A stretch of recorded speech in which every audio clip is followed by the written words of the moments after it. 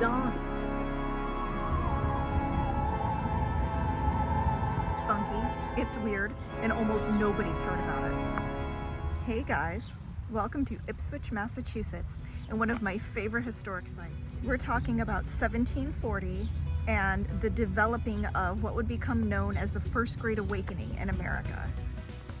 Born in 1714, George Whitefield would go on to change the world. Nobody knew it yet, but this man was going to have a huge impact on America, the Revolution, and a new nation to come. Now, George Whitefield came to America in 1739, and first he went to Philadelphia, he went to Georgia, he opened an orphanage in Savannah, Georgia. He ends up going back to England for a while. George Whitefield he had a heart for his people, he had a heart for England, he had a heart for Scotland, he would go there all the time and preach. And then he comes back to America and turns the world on its head. He comes to Ipswich in 1740 and he's met with thousands of people. He starts inside of the church. Now this is a newer church building. There was an older building on the premises which has been totally rebuilt. But it is this spot. So he comes here and he's met with a congregation that's excited to see him. They're like, who's this guy from England that we've heard about? He's gonna, give an exciting message, something different. This wasn't a fashion that people were used to yet here. Whitfield was part of what was known as a new light. He went to Oxford University with the Wesley brothers, and they started something called the Holy Club. It was a new way of thinking about Protestant religion and how things were going to go. They had an idea that you could be close to God without clergy. You could know God on your own. But in 1740, George Whitefield came here to preach a sermon and started inside the original building. This is a new church building, but there was an older one right on the premises. And he comes and the crowd is swelling. They're excited to see this guy that they've heard so much about. And he starts inside the building and he notices that the congregation is really distracted. And he's like, what's going on? So he pulls someone aside and says, why is everybody looking around, ants in their pants, distracted? Well, he gets wind that these superstitious people, now it's the 18th century, so superstition was an issue at the time, of course. He finds out that they believe that because there was a curved mirror behind the pulpit, and they said that the devil would peek out from behind this curved mirror and distract the congregants from hearing what they were supposed to be hearing that day. Well, he was not happy, he was pissed. He's like, what? You guys, we got to take authority over this, we got to do something. So Whitfield, being who he is, this is a perfect representation of the type of guy that he was. He calls the devil out. He's like, all right, show yourself. So he calls the devil out. The devil winds up on top of the church, up on the spire, and he's taking authority over it. He's yelling at it. He's telling it to go back to hockey sticks where it came from. Then the devil comes into the tree. I don't know if it's exactly this tree. It would have been in this area. I mean, it's probably, we're talking 1740. So I don't think this is the original tree, but this in this spot. So he winds up in the tree. The devil falls down and has an altercation. There's a version of the story where people say they actually saw George Whitefield physically wrestle, like fisticuffs wrestling with the devil himself. Crazy stuff, guys. So, I mean, I don't completely doubt it, just saying. But nevertheless, there was an altercation. He falls out, supposedly. The devil falls right here and leaves his footprint in this very rock. This is known as the Devil's Footprint in Ipswich, Massachusetts. Now, George Whitefield would go on to be a rock star in his time. One of the most known people of the era. He was like bigger than Elvis. It's estimated that 10 million people saw him. It said that he had such a booming voice you could hear him from a mile away. My husband actually has an ancestor that owned a tavern. The town of Ringgoes, New Jersey is named after his grandfather, Philip Ringgoes, and Ringgoes Tavern was a popular meeting site for the Sons of Liberty in New Jersey. And we have documentation that one day George Whitefield came out to the fields and preached there. His grandfather never actually got to hear him, and he noted in his diary that he was disappointed because he was so busy serving ale to everybody coming to see him that the tavern was just totally busy and he never got to go out there. So Pretty cool though to have that personal connection to it. George Whitfield himself, quite the character. He was a plump little guy, not very tall. He, just setting this up so you have a visual. He unfortunately was also quite cross-eyed, but I mean, it just goes to show, right? You can overcome anything. This guy was bigger than Elvis in the 18th century. Most people saw him. He went everywhere. He would go on to found a home church not too far from here, like 20 minutes away in Newburyport, Massachusetts. And that's a really fun place to visit. You can tour there and see he's actually buried in the crypt. So he would make this area his home, which is just fantastic. But it all started here in 1740. So we don't know exactly what sermon he gave his day. We know that he noted in his diary that he said there was a great melting of spirit in the congregation, and that his faith was really increased here and that he had a great time. He didn't make personal note about the small altercation with the devil himself, but it was very documented at the time. Everybody saw it. I mean, thousands of people. So we know for a fact that it happened. We do know that we have tons of his sermons published in books like this, and he probably said something with his booming voice like this. Numbness man does bear a mark on his soul, that he is fallen and estranged from God. But nothing gives a greater proof thereof than the backwardness which everyone finds within himself to the duty of praise and thanksgiving. Ipswich itself is an awesome town. They actually have the distinction of having the most first period houses still in existence than any other place in all of North America. So that's pretty huge. That means more houses from the 1600s than anywhere. Really incredible. And there's lots of shops and restaurants, and my favorite mural, I think, of anywhere. Now, from 2005 to 2007, this mural was worked on, and it never gets old. I love it. Every time I come here, we have to stop and look at this mural. It's incredible. It tells the whole history of Ipswich and features something very cool that we just talked about. There, you guys. Do you see what I see? There is the rock.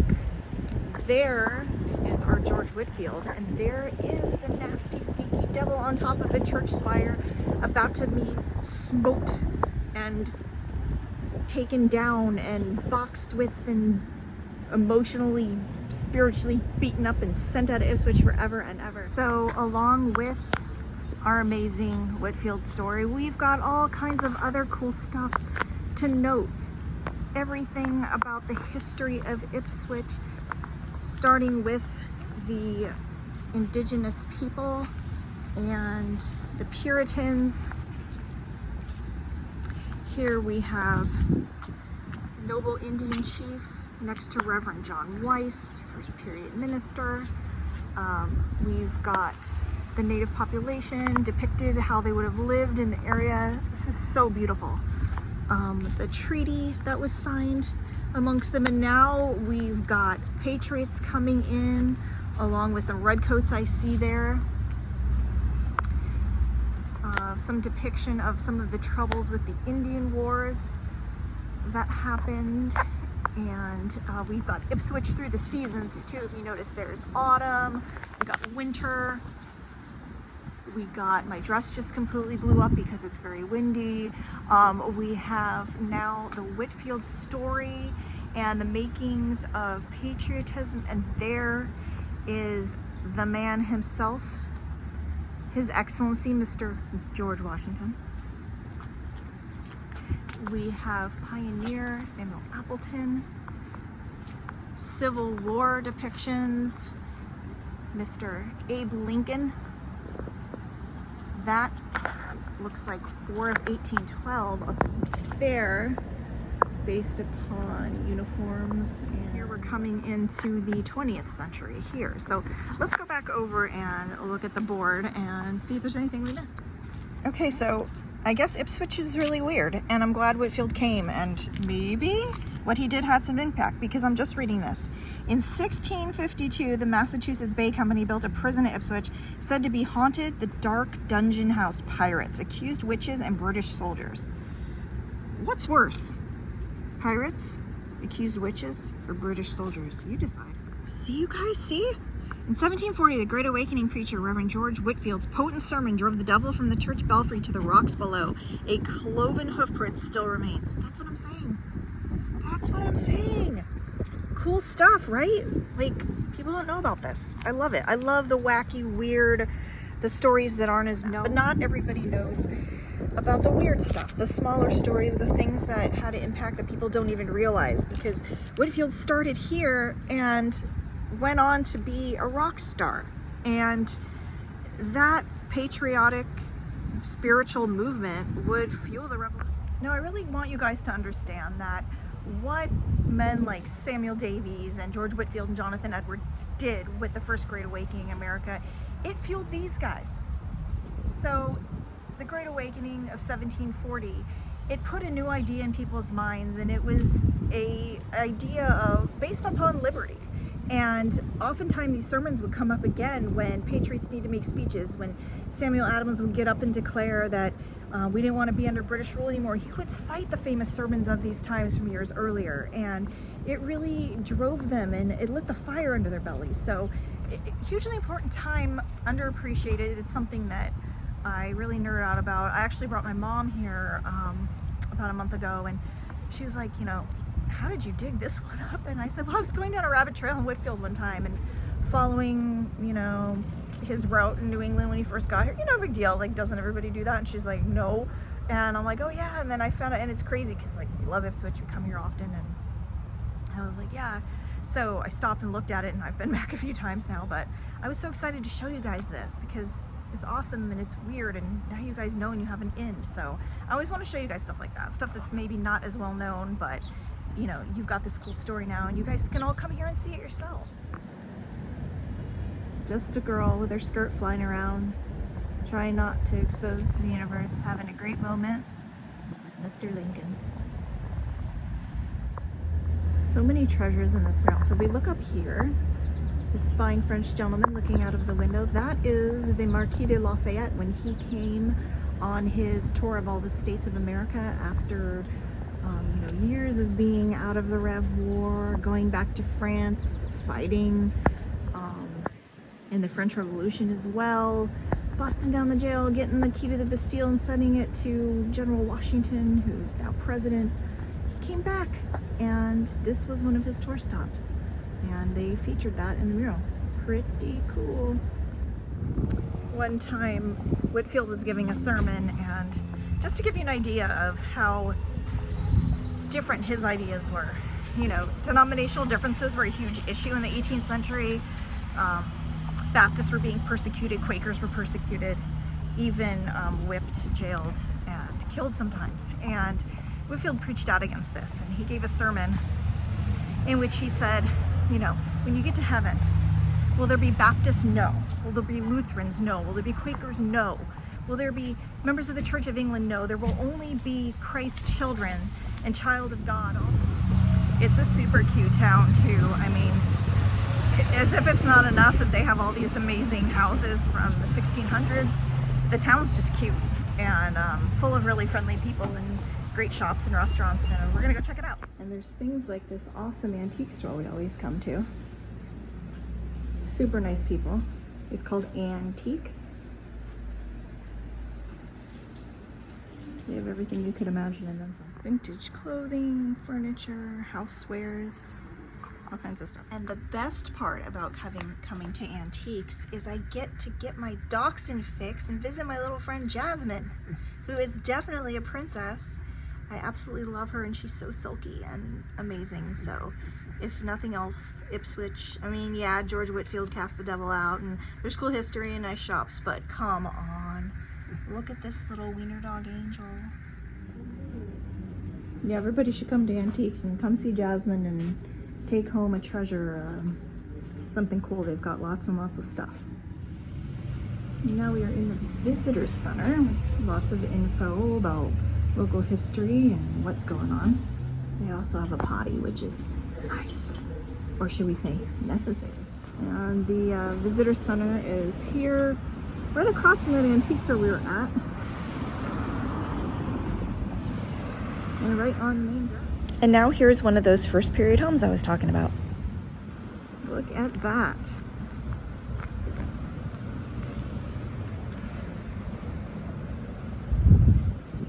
It's in beautiful shape, partly because it is actually one of America's earliest restoration projects, in a time when a lot of buildings were being burned down and taken down and demolished. The town of Ipswich in the state of Massachusetts saw fit to save this one. It is a house museum. It's open sometimes. It's not open now, but it is open sometimes, and they do events and things here with the Historic Society. But 1677, this is a total gem of the past. It's in beautiful, beautiful shape.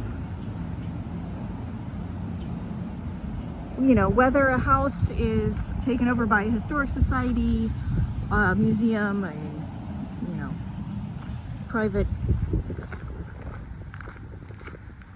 through private means, or if it's a family dwelling, I'm just always happy to see them being taken care of. Whether it means that somebody lives in it or it's accessible to the public, being under a historic society, you know, the roof is taken care of, the siding is taken care of, there's life in it. Sometimes they cool and heat them now, so they're weatherized, which is much better for the wood. It's just great to see houses old in such good condition. I absolutely love it. It makes me happy. This is not a shed from Home Depot. This is not slave quarters. This is not, you know, home to animals. This is the 1657 Night House. So yes, a gentleman actually lived in this as his full-time and one and only residence. Love, love, love the thatched roof. This is so 17th century. Over here we've got the Ipswich Museum, which tells the complete story of the town. They are closed already for the day, but that'd be another fun place to come back to. It's just so cool that this house has been here since 1677. Think of all the changes in this country that this house has seen. If those walls could talk, wow. Ooh, and here we've got one of the old town cemeteries. Honestly beautiful.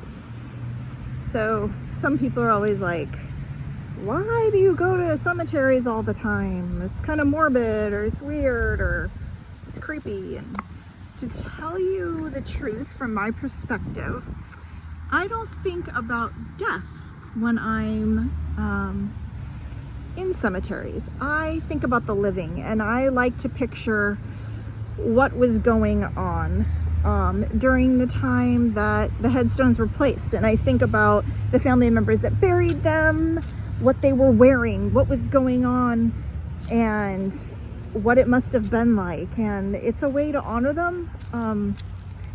You know, for some people it's all that's left. And even if the name isn't a famous name, you know, this Lucy Smith, she was something to somebody. And sometimes it's about finding personal family connections for me or my family. We go around, we've been all over the country, you know, Illinois and Oregon and New Jersey, Massachusetts, you know, just wherever it is, looking at graves, headstones of family members that have gone. And it's a way to honor them. It's a way to think about their life. A lot of people don't realize that cemeteries and the maintenance of them is something that is voted on. Most towns actually have elections for cemetery boards. So if you get angry and don't like the way the cemetery looks, or maybe you've got a loved one whose marker is in bad shape, that is something that sometimes you can do something about. We had a situation in Illinois, actually, where my husband has an ancestor from Scotland that was a Revolutionary War hero. And the Boy Scouts a few years ago had gone out and cleaned up his grandparents' graves, and they put a special placard. The Daughters of the American Revolution, also known as the DAR, came and put special markers, but by the time we got to it a couple years ago, it was in deplorable shape, and the markers were on the ground. There were sticker bushes everywhere, just a mess, and it was very, very, very upsetting. We came home. I tried to do something about it, but it sadly fell on deaf ears. I need to probably pursue it again and find out, you know, more about who's in charge and what I can do. But yes, oftentimes I encourage people to realize that it is a position in which people are voted on and are supposed to be taking care of it. Now it's the government, so of course things fall through the cracks, but you know, I'm not saying anything bad about this cemetery because it's actually in good shape. Sometimes the headstones that are falling down, obviously people from the 1600s, their relatives may have moved on. They might have, you know, hit the gold rush and moved to California, and you know, they're not here anymore to pitch a fit or do anything about it. But yeah, I mean, this is actually a really beautiful cemetery. I've seen ones that are much worse. But if you have one that you're connected to and you don't like it, might be worth doing. And I should mention that this is the South Side Cemetery. I did notice that there were several in town, but this one caught our eye and we decided to stop just because it's really kind of pretty. And we did notice like some of the older headstones. I mean, you've got newer ones, like I said, and you've got older ones. But it's a really nice one with some unique, like, look at this, is very unique. Really pretty. But it's a nice park-like setting. And I am seeing some family names over and over again. Like I saw a lot of Clarks and Caldwells. Those are big New England names, of course, but yeah. Now this is a classic. The pointing finger was very popular in the Victorian era. And along with like the weeping willows, memento mori was kind of a thing, and people were really interested in the afterlife and honoring the people, and so the headstones were a little more elaborate than 18th century. But yeah, this is a pretty one. Of course, all this history adventuring is making us hungry, and what adventure would be complete without pizza? So we're going to check out this place that Dave Portnoy and Barstool actually came to and gave it a really good review, and it has a really good review on the One Bite app. I don't know if that's something you guys are into, but we are. And yeah, so we're gonna check it out. Well, this place is great. It's a total time capsule, like the kind of place you'd come in the 80s and it felt like 60s or 70s. Yeah. Oh yeah. Okay, well that was good. Kind of like a, what they call a bar style pizza. Very old school. I'm super full. I'm not really supposed to eat pizza. So yeah, there's that, but I did, and I'm full. Well guys, I thought we'd bring it full circle, so here we are. I brought you to Newburyport, Massachusetts, and George Whitefield's home church right here. Yep, this is what he picked for his home church after going to Georgia, going all over New England. He knew that he wanted a place to call his own, to preach from.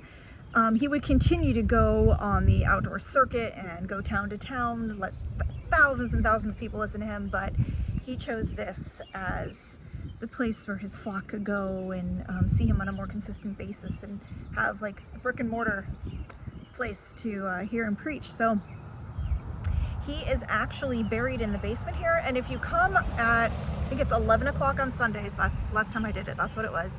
I would check the website, so don't quote me on that, but if you come at 11 o'clock on Sundays, you can actually get a really cool tour. They'll take you all through the architecture of the building, the history of it, talk about George Whitefield, and then you go down into the crypt and you can actually pay respects to him. So that's a really cool thing they're doing here, and this is an active congregation.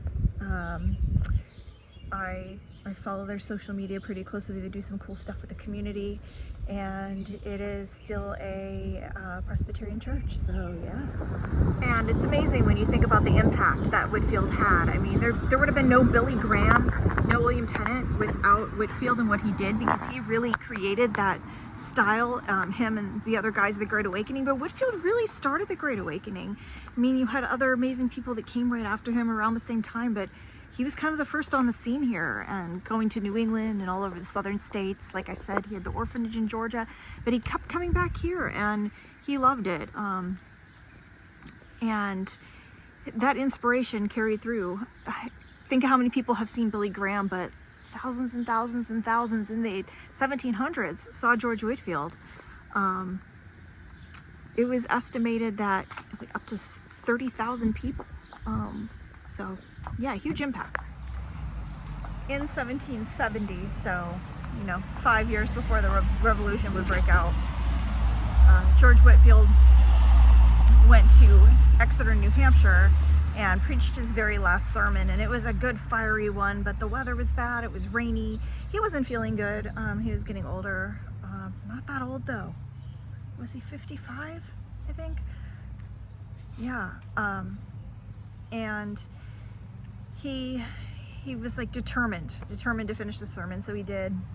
Bad weather, and he rode his horse back to here, and he did die here in Newburyport, and then put him in the crypt here above. Yep, 1770. Also definitely worth noting, I almost forgot to tell you guys that he was very close with Benjamin Franklin. So close that they took a carriage ride one time all the way to Philadelphia and had hours and hours to speak. Ben Franklin actually came to this idea that he was really interested in Whitfield. He trusted him. He wasn't like super trusting of organized religion. Some people would call Ben Franklin a deist. I don't think that's completely fair.